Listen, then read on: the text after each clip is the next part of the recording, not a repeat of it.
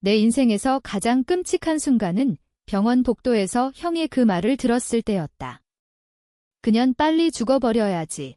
그래야 재산이 제대로 나눠지지. 형의 입에서 나온 그 독설은 내 아내가 암 진단을 받은 지 불과 사흘 만에 터져나왔다.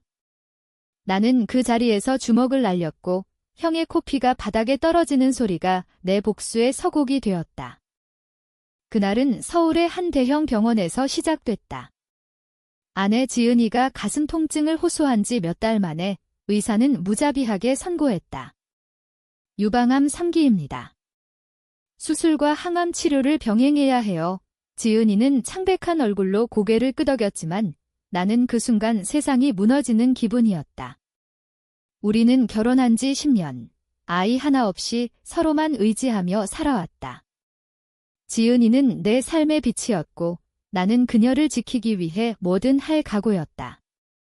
그런데 형, 내 친형인 민준이가 그 말을 한 거다.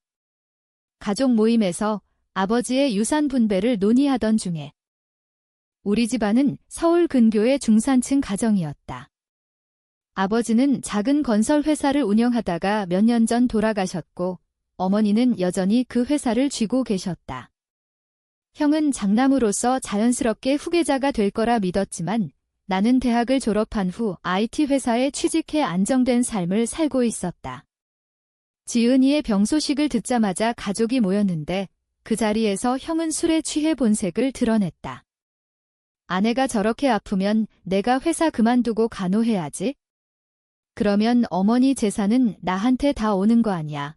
그의 눈빛은 탐욕으로 번뜩였다. 나는 그 말을 듣고 속이 뒤집혔다. 지은이는 가족의 일부였는데 형에게 그녀는 장애물일 뿐이었다.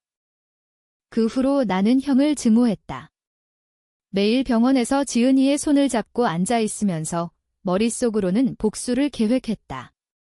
형은 회사에서 어머니를 압박하며 유산을 독차지하려 했고 나는 그걸 막아야 했다. 지은이의 치료비가 천문학적이었기 때문이다.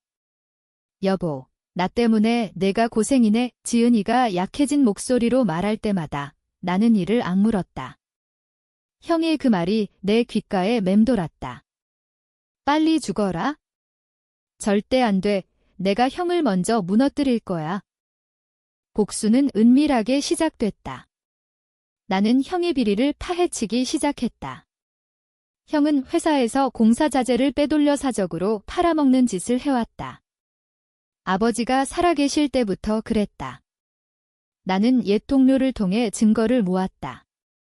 사진, 영수증, 은행 거래 내역. 형이 모르는 사이에 나는 그걸 어머니에게 보여줬다. 민준이가 이렇게까지 했어요. 어머니의 얼굴이 창백해졌다. 형은 그날 저녁에 불려와 변명했지만 이미 늦었다.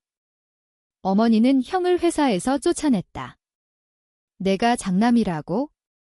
가족을 배신한 놈이 무슨 장남이야. 어머니의 목소리가 떨렸다. 형은 분노했다. 나에게 전화를 걸어 소리쳤다. 이 새끼, 내가 다 한 짓이지? 지은이 그년 때문에 나는 차갑게 대답했다. 형, 그 말에 대가를 치르는 거야. 그 후 형은 술에 빠져 살기 시작했다. 아내와 이혼 소송까지 갔고 아이들은 형을 외면했다. 나는 그 광경을 보며 속으로 쾌재를 불렀다. 하지만 지은이의 상태는 점점 나빠졌다. 항암 치료로 머리카락이 빠지고 메스꺼움에 시달렸다. 나 살아날 수 있을까? 그녀가 물을 때 나는 당연하지. 내가 곁에 있잖아 라고 대답했지만 속으로는 두려웠다. 그리고 어느 날 형이 병원으로 찾아왔다. 취한 채로. 얘야, 내 아내 아직 안 죽었어? 빨리 죽어야 내가 다시 회사로 돌아갈 텐데. 그의 말에 나는 폭발했다. 병실 밖으로 끌고 나가 주먹질을 했다. 간호사들이 말렸지만 형의 얼굴은 피범벅이었다. 그날 이후 형은 사라졌다. 어머니는 형을 포기한 듯 했다. 하지만 내 마음속에는 공허가 스며들었다. 복수가 달콤할 줄 알았는데 왜 이렇게 쓰라린가? 지은이의 치료는 계속됐다. 수술 후 회복이 더뎠고 나는 직장을 그만두고 그녀를 돌봤다. 매일 아침 그녀의 미소를 보며 힘을 얻었다. 고마워, 오빠. 그녀가 속삭일 때 나는 형의 그 말을 떠올렸다. 그 말 때문에 나는 더 강해졌다. 하지만 형의 소식이 들려왔다. 형이 사고를 당했다는 거다. 술 취한 채 운전하다가 병원에 누워있는 형을 보니 복잡한 감정이 들었다. 형, 왜 그랬어? 내가 물었다. 형은 눈물을 흘렸다. 미안해. 내가 잘못했어. 그 순간 나는 깨달았다. 복수는 끝이 아니었다. 가족은 여전히 가족이었다. 지은이는 회복 중이었고 나는 형을 용서할 준비가 됐다. 하지만 아직은 아니었다. 대가는 혹독해야 했다. 형의 사고 소식을 듣고 병원으로 달려갔을 때 그의 모습은 처참했다. 중환자실 침대에 누워 호흡기를 달고 있는 형 어머니가 곁에서 울고 계셨다. 민준아, 왜 이렇게 됐니? 어머니의 목소리가 갈라졌다. 나는 그 자리에 서서 형의 그 말 빨리 죽어라를 다시 떠올렸다. 그 말이 내 아내를 향한 것이었듯 이제 형이 죽음의 문턱에 서 있었다. 아이러니했다. 복수가 이렇게 빨리 돌아올 줄이야? 형의 아내, 그러니까 재수 씨가 나를 노려봤다. 이게 다 내 탓이야. 내가 민준이를 회사에서 쫓아낸 거잖아. 그녀의 눈에는 원한이 가득했다. 나는 대꾸하지 않았다. 재수 씨는 모르고 있었다. 형이 얼마나 많은 잘못을 저질렀는지. 회사 자금을 횡령하고 공사 현장에서 안전 규정을 무시해 노동자들이 다친 적도 있었다. 나는 그 증거를 모아 경찰에 신고할까 고민했지만 아직은 참았다. 지은이의 치료가 우선이었다. 집으로 돌아와 지은이에게 말했다. 형이 사고 났대. 그녀는 창백한 얼굴로 고개를 저었다. 오빠, 내가 너무 무리하지 마. 나 때문에. 지은이는 항상 그렇게 말했다. 자신을 탓했다. 하지만 그녀의 병은 우리의 잘못이 아니었다. 그냥 운명이었다. 서울의 바쁜 생활 속에서 우리는 건강을 소홀히 했을 뿐 이제 나는 매일 그녀를 위해 약을 챙기고 산책을 시켰다. 오빠, 나랑 같이 살자. 오래오래. 그녀의 말이 내 가슴을 찔렀다. 형의 상태는 호전되지 않았다. 의사는 뇌 손상이 심해요. 회복 가능성은 낮아요 라고 했다. 어머니는 매일 병원에 계셨고 나는 가끔 들렀다. 어느 날 형이 의식을 회복했다. 눈을 뜨고 나를 보자마자 그는 중얼거렸다. 동생아. 미안해. 그의 목소리는 약했다. 나는 그 자리에 앉아 물었다. 형, 왜 그랬어? 지은이한테 왜 그런 말을? 형은 눈물을 흘렸다. 나 겁났어. 아버지 유산이 내게 갈까 봐에 지은이가 아프면 내가 포기할 줄 알았어. 그 고백은 충격이었다. 형은 어렸을 때부터 장남으로서의 압박을 받았다. 아버지는 항상 민준아, 내가 집안을 책임져야 해두라고 하셨다. 나는 그늘에서 자유로웠지만 형은 그렇지 않았다. 나도 지은이 좋아했어. 그런데 탐욕이 나를 망쳤어. 형의 말에 나는 분노가 사그라드는 걸 느꼈다. 하지만 용서는 쉽지 않았다. 형, 대가를 치러야 해. 내가 말했다. 그 후로 나는 형의 회복을 도왔다. 재수 씨와 함께 재활 치료를 안배했다. 하지만 내 마음속에는 여전히 상처가 있었다.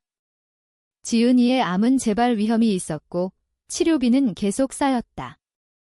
어머니는 회사 지분을 나에게 넘기려 했지만 나는 거절했다.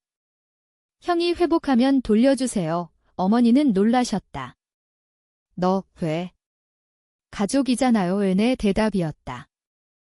지은이는 점점 좋아졌다. 머리카락이 다시 자라기 시작했고 미소가 돌아왔다. 오빠, 우리 여행 갈까? 제주도로 그녀의 제안에 나는 고개를 끄덕였다. 하지만 형의 병실에서 나온 후 나는 혼자 울었다. 왜 이렇게 복잡한가? 복수가 끝난 줄 알았는데 이제는 죄책감이 들었다. 형의 사고가 내 탓은 아니지만 내가 그를 몰아세운 건 사실이었다. 어느 밤, 지은이가 잠든 후 나는 창밖을 봤다. 서울의 불빛이 반짝였다. 삶은 이렇게 가혹했다. 가족 간의 갈등, 질병, 배신. 하지만 그 속에서 우리는 버텨야 했다. 형에게 전화를 걸었다. 형, 내일 갈게. 이 그의 목소리가 밝아졌다. 고마워, 동생아. 그리고 사건이 터졌다. 형의 회사 비리가 외부에 알려졌다. 내가 모은 증거가 아니었다. 옛 직원이 고발한 거였다. 경찰이 형을 조사하기 시작했다. 재수 씨는 울면서 나에게 왔다. 도와줘. 제발. 나는 망설였다. 이게 대가인가? 형의 그 말에 끝없는 대가. 경찰 조사가 시작되자 집안은 아수라장이 됐다.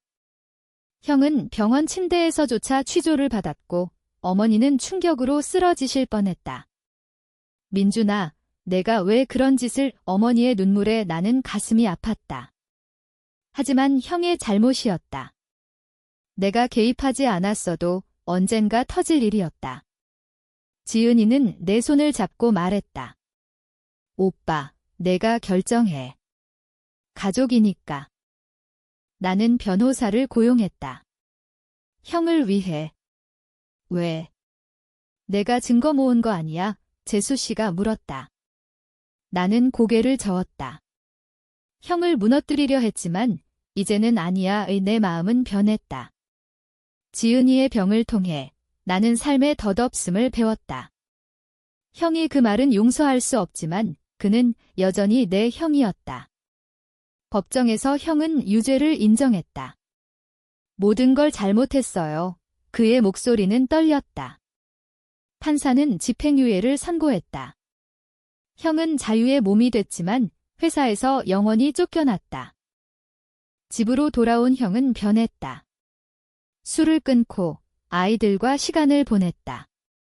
동생아, 고마워. 그는 매일 말했다.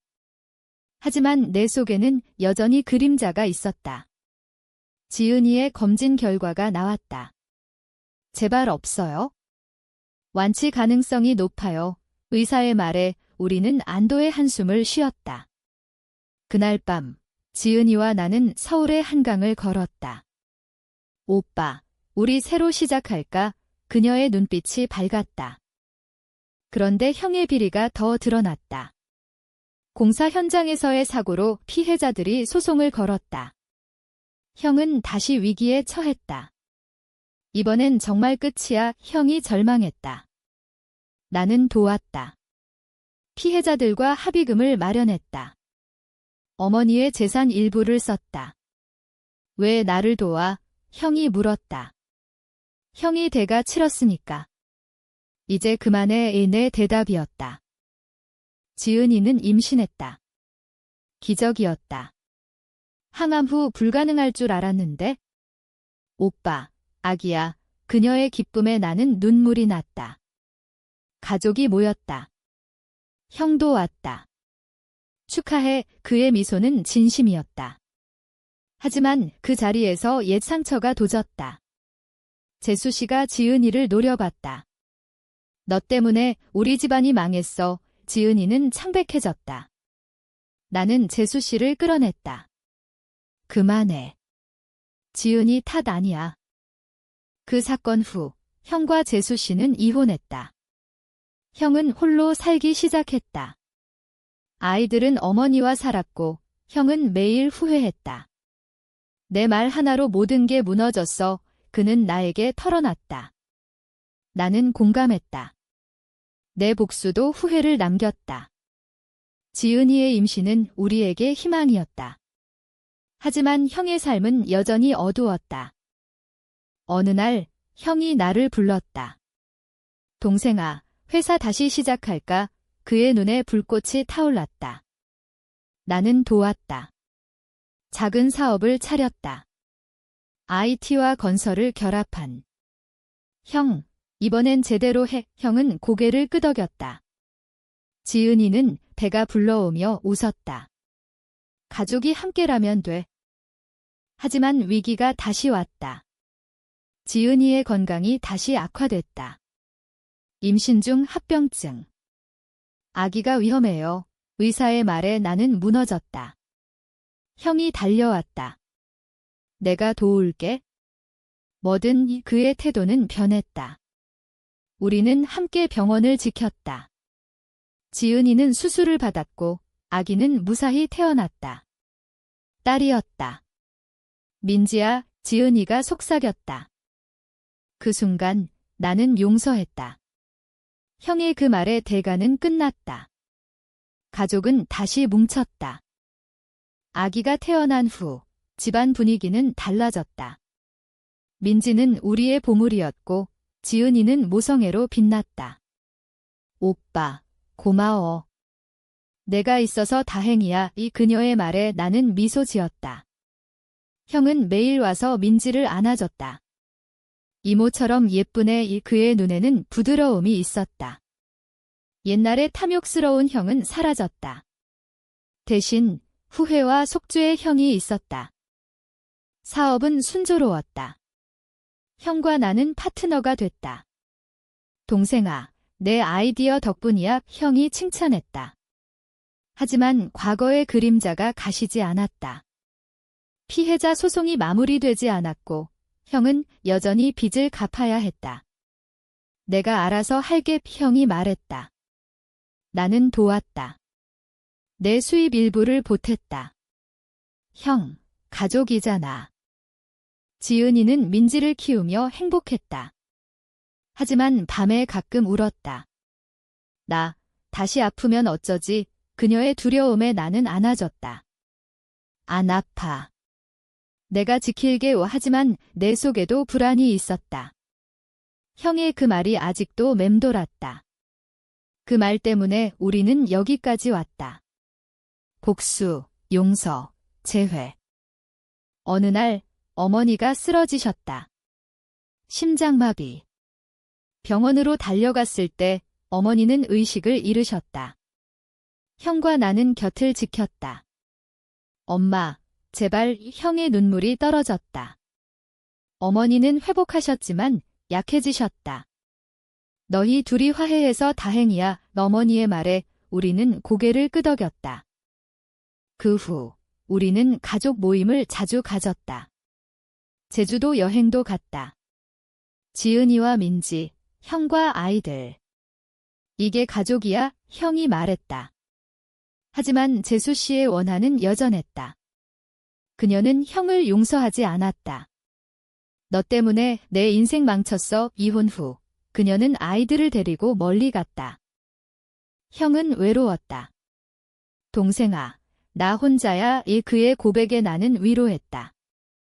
형, 우리 있어. 지은이는 형을 불쌍히 여겼다. 형님, 같이 살아요. 그녀의 제안에 형은 눈물을 흘렸다. 사업이 성장했다. 우리는 서울에 새 사무실을 열었다. 하지만 경쟁자가 나타났다. 옛 회사 동료가 형의 비리를 이용해 공격했다. 민준 씨, 과거가 발목 잡네. 형은 절망했다. 나는 싸웠다. 증거를 반박하고 법적으로 대응했다. 형, 포기하지 마. 위기를 넘기자. 형은 변했다. 동생아, 내가 내 구원자야. 그의 말에 나는 웃었다. 지은이의 건강은 안정됐고 민지는 자랐다. 아빠, 사랑해. 민지의 말에 행복했다. 하지만 또 다른 충격. 형이 다시 술을 마시기 시작했다. 왜 형? 내가 물었다. 후회돼. 지은이한테 한 말. 위 형은 울었다. 나는 안아줬다. 끝났어. 용서했어. 가족은 그렇게 치유됐다. 대가는 혹독했지만 우리는 강해졌다. 민지가 3살이 됐을 때 우리는 큰 집으로 이사했다. 서울 변두리의 아파트. 형도 함께 살았다. 형님, 편히 지내세요. 지은이가 말했다. 형은 고마워했다. 매일 민지를 돌보고 사업을 도왔다. 이게 속죄야 형의 말이었다. 어머니는 건강을 회복하셨다. 너희 덕분이야. 우리는 매주 어머니 댁에 갔다. 가족 사진을 찍고 웃었다.